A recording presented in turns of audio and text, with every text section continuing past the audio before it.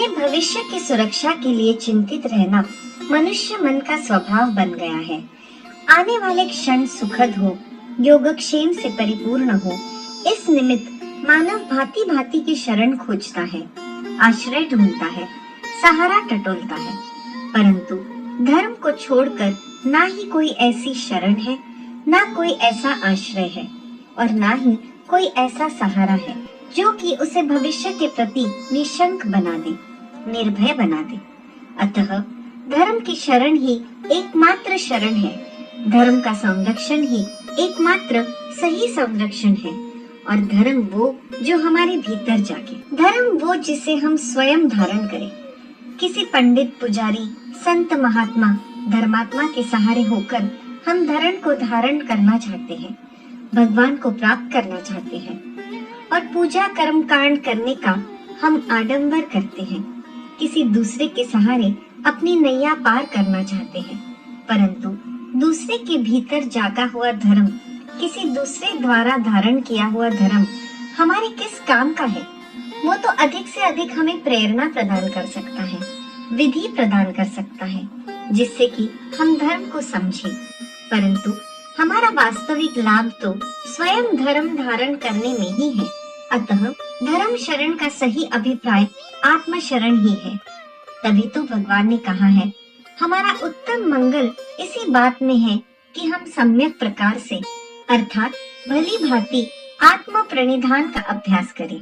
किसी भी बाह्य शक्ति के प्रति प्राणिधान का अभ्यास तो हमें केवल मात्र परावलंबी और असमर्थ ही बना देने वाला साबित होगा। ये आत्मदीप और आत्म शरण ही है जो कि सही मायने में धर्म द्वीप और धर्म शरण है। हर संकट के समय हम अपने भीतर का धर्म जगाएं, अपने भीतर धारण किए हुए धर्म द्वारा एक ऐसा सुरक्षित द्वीप बनाएं जिससे कि हमारे जीवन की डगमगाती हुई नैया सही संरक्षण पा सके और संकटों से हमारी सुरक्षा हो सके। लेकिन अधिकतर हम अंधविश्वासों में डूब जाते हैं, तब उन सारी बातों को धर्म समझने लगते हैं जिनका कि धर्म से कोई लेन देन नहीं होता। धर्म का सत्य स्वरूप हमारी आंखों से दूर हो जाता है। सत्य का सार हाथ नहीं लगता तो हम ऊपर के छिलकों को ही सार समझकर उन्हें ही महत्व देने लगते हैं। इन छिलकों से चिपककर इनमें ही उलझे रहकर हम अपने आप को धर्मवान मानने की भूल करते रहते हैं। अपने कल्याण मित्र मार्गदर्शन धर्म गुरु के प्रति नैसर्गिक श्रद्धा, भक्ति और कृतज्ञता, पूर्ण विनम्रता बनाए रखना गलत नहीं है, परंतु इसके साथ साथ हमारे ज्ञान विवेक की आंखें भी खुली रहनी चाहिए।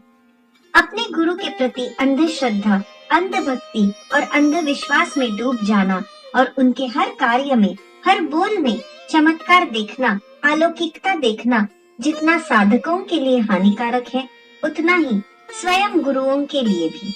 इस अंधे भावेश में जहाँ शिष्य और गुरु डूबे हैं, वही धर्म मार्ग का भी पतन हो जाता है।